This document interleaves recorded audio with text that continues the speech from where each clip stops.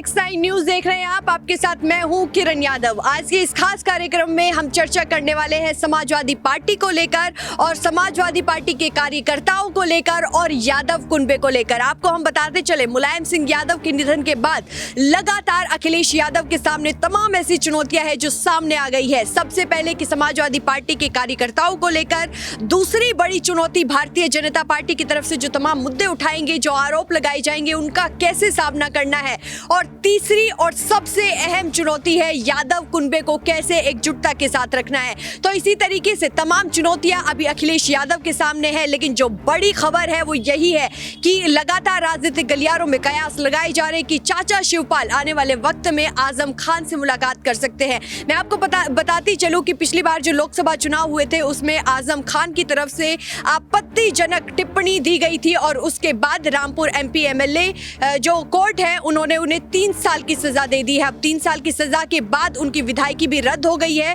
अब ऐसे में कई सवाल है जो लगातार उठते जा रहे हैं। पहले की अगर हम बात करें तो पहले भी चाचा शिवपाल और आजम खान ने दिल्ली में एक गुपचुप बैठक की थी। उसके बाद से भी लगातार यही कयास लगाए जा रहे थे कि शायद आजम खान शिवपाल के साथ मिल सकते हैं, शायद आजम खान भारतीय जनता पार्टी में शामिल हो सकते हैं। खैर, ये तो हो गई अटकलें। लगातार कयासों के आधार पर ही हम ये रिपोर्ट कर रहे हैं, लेकिन आज इन्हीं तमाम मुद्दों पर मैं अपने साथी प्रांशी के साथ चर्चा करने वाली हूँ।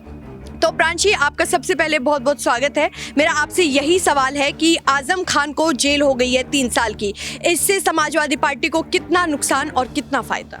जाहिर सी बात है किरण, आप समझ ही सकती हैं कि समाजवादी पार्टी के लिए ये भारी नुकसान साबित होता है, क्योंकि आजम खान की जो जगह रही थी, जिस तरीके से समाजवादी खेमे में शिवपाल सिंह यादव की रही, और एक तरीके से उनको वो दर्जा भी दिया गया था जो दर्जा खुद नेताजी का रहा था। 30 साल पहले इस पार्टी को स्थापित किया था खुद मुलायम सिंह यादव ने, और मुलायम सिंह यादव के साथ साथ चलते हुए नजर आए जिस तरीके से उनके छोटे भाई शिवपाल सिंह यादव और वहीं आजम खान भी। हम सभी ने ये भी देखा कि बीते कुछ महीनों पहले जब आजम खान की सीतापुर जेल से रिहाई हुई थी, उस वक्त कहीं ना कहीं आजम की तरफ से ये शर्त रखी गई थी कि उनकी 2 शर्तें हैं अखिलेश यादव से, और अखिलेश यादव के सामने मुलायम सिंह यादव ने भी अपनी बात रखी थी कि आजम खान को जाने नहीं देना है, क्योंकि उस वक्त कांग्रेस, बीजेपी सभी की तरफ से आजम को ऑफर मिल रहे थे, प्रस्ताव मिल रहे थे कि वो उनके खेमे में चले जाएं। तो ऐसे में देखा जाए तो कहीं ना कहीं आजम खान के समर्थन में उस वक्त सिर्फ और सिर्फ शिवपाल सिंह यादव नजर आए थे, खुलकर बातचीत करते हुए देखे गए थे, और दावा ये किया गया कि प्रसपा के साथ वह मिल सकते हैं। लेकिन आज अखिलेश यादव खुलकर अपनी बात रखे, उन्होंने साफ तौर पर कह दिया है कि आजम ऐसे शख्स हैं,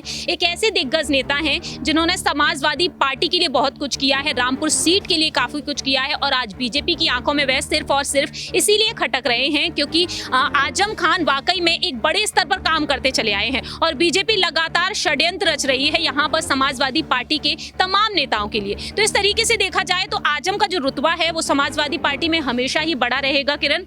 और अब जैसा कि आपने यहाँ पर दावा किया कि कहीं ना कहीं शिवपाल सिंह यादव उनसे मुलाकात कर सकते हैं, जाहिर सी बात। अगला सवाल इसी चीज को लेकर था कि आपने जैसा कि जिक्र किया कि आजम खान ने शिवपाल से बहुत ही मुलाकात की, खुलकर मुलाकात की, और उसके बाद खबरें ये भी आई कि शायद आजम खान प्रसपा में शामिल हो सकते हैं। लेकिन जिस तरीके से अखिलेश यादव की तरफ से तमाम बयान दिए गए कि रामपुर के लिए आजम खान की तरफ से बहुत सारे काम किए गए हैं, और अब जो राजनीतिक गलियारों में अटकलें लगाई जा रही है वो यही है कि आने वाले दिनों में शिवपाल यादव आजम खान से मुलाकात कर सकते हैं। उसके बाद किस तरीके से राजनीतिक समीकरण बनेंगे? जाहिर सी बात है, राजनीतिक समीकरण क्या कुछ बनते हुए नजर आएंगे, क्योंकि मैं आपको याद दिला देती हूँ, सीतापुर जेल से जब उनकी रिहाई हुई थी तो शिवपाल सिंह यादव उनके स्वागत के लिए वहां पहुंचे थे, और उसके बाद जब विधानसभा में जब उन्होंने अपनी विधायकी पर शपथ ग्रहण की थी, उस वक्त अखिलेश यादव से उन्होंने बातचीत तक नहीं की थी, ना ही खुद अखिलेश ने भी पहल तक नहीं की थी। लेकिन उसके बाद शिवपाल और आजम की गुपचुप मुलाकात भी हुई थी, जो सियासी समीकरण खड़े करती हुई नजर आई थी। लेकिन अब मुझे लगता है किरण, सियासी समीकरण दोनों ही तरफ से देखने को मिलेंगे।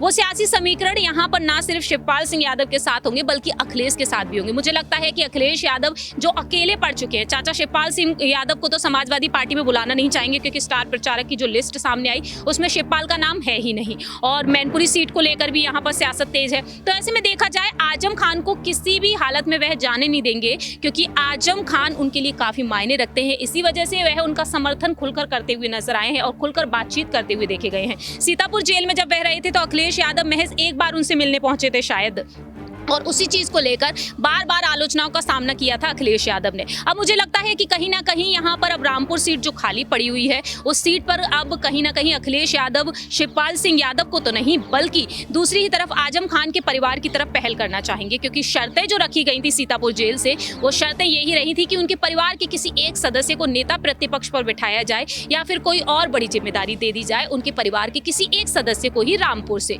तो उनकी ये शर्त रही। तो मुझे लगता है उन शर्तों को शायद अब अखिलेश यादव मानते हुए नजर आ सकते हैं, क्योंकि मुलायम ने साफ तौर पर कह दिया था कि कोशिश करो कैसे भी करके, लेकिन आजम खान की उन 2 शर्तों को मानो और उनको वो जिम्मेदारी दे दी जाए। तो अब मुझे लगता है सिद्रा अदीब जो उनकी बहू हैं, उनके बड़े बेटे की पत्नी हैं, उनको लेकर सोशल मीडिया पर मांग जारी है कि सिद्रा अदीब को अब कोई जिम्मेदारी दी जाए। तो मुझे लगता है कहीं ना कहीं अब अखिलेश यादव अब आजम खान के परिवार को आगे लेकर आ सकते हैं। अब अगला सवाल प्रांशी मेरा आपसे अखिलेश और शिवपाल को लेकर रहेगा। पहले मुलायम सिंह यादव के निधन के बाद ये माना जा रहा था कि शिवपाल और अखिलेश के बीच में जो दूरियां है वो खत्म हो सकती है, लेकिन जिस तरीके से 40 स्टार प्रचारकों की सूची जारी की गई है, 39 का नाम है, उसमें चाचा शिवपाल का नाम यहाँ पर नहीं है, तो अब उस पर विराम लग गया है और अब ऐसा माना जा रहा है कि उनके बीच में कोई भी दूरियां खत्म नहीं होंगी। तो आपको क्या लगता है कि क्या ये दूरियां इसी चीज पे निर्भर करती है कि 40 स्टार प्रचारकों में उनका नाम होना या ना होना इसी चीज से तय होता है? बिल्कुल निर्भर कर सकता है।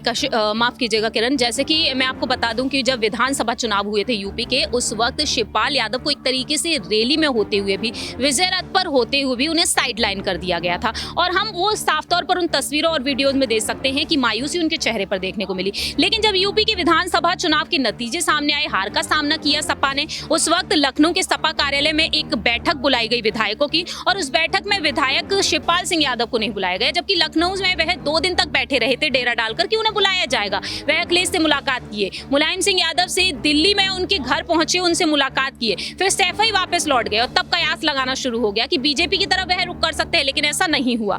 तो अब मुझे लगता है जाहिर सी बात है यहाँ पर शिवपाल सिंह यादव एक बार अपनी नाराजगी को दोबारा से जाहिर नहीं करेंगे, क्योंकि अखिलेश ने उन्हें पहले ही आजाद कर दिया था कुछ महीनों पहले ही कि अब वह जो चाहे वह कर सकते हैं। और दूसरी ही तरफ खुद शिवपाल ने भी कह दिया है कि अब वह पार्टी को मजबूत बनाएंगे, अपनी प्रसपा को, और अब जिम्मेदारी अगर मिलेगी तो निभाएंगे, अगर नहीं मिलेगी तो शायद शिवपाल सिंह यादव अब खुद से आगे नहीं आएंगे। प्रांशी, बहुत ही कम शब्दों में आपसे आखिरी जवाब लेना चाहूंगी। आपको क्या लगता है कि जिस तरीके से अभी अखिलेश यादव की तमाम चुनौतियां बढ़ती हुई नजर आ रही है, तो भारतीय जनता पार्टी की तरफ से जो तमाम चुनौतियां दी जाएंगी उसका अखिलेश यादव किस तरीके से सामना करेंगे? जाहिर सी बात है किरण, उन चुनौतियों का सामना उन्हें डटकर करना होगा, क्योंकि अखिलेश यादव के सामने तमाम बड़ी चुनौतियां हैं। मैनपुरी सीट, रामपुर सीट, लोकसभा चुनाव और यादव कुनबे को एकजुट रखना है। और बीजेपी की तरफ से एक और बड़ी बात कह दी गई है, यूपी में बीजेपी के अध्यक्ष भूपेंद्र चौधरी ने साफ तौर पर कह दिया है कि बीजेपी की तरफ से अभी कोई प्रस्ताव नहीं है शिवपाल के लिए कि उन्हें न्योता दिया जाए इस पार्टी के लिए, लेकिन उन्होंने ऑनलाइन सदस्यता रखी है। उन्होंने साफ तौर पर कह दिया जो सदस्यता लेना चाहता है वो ले सकते हैं, किसी के लिए रोक टोक नहीं है यहाँ पर।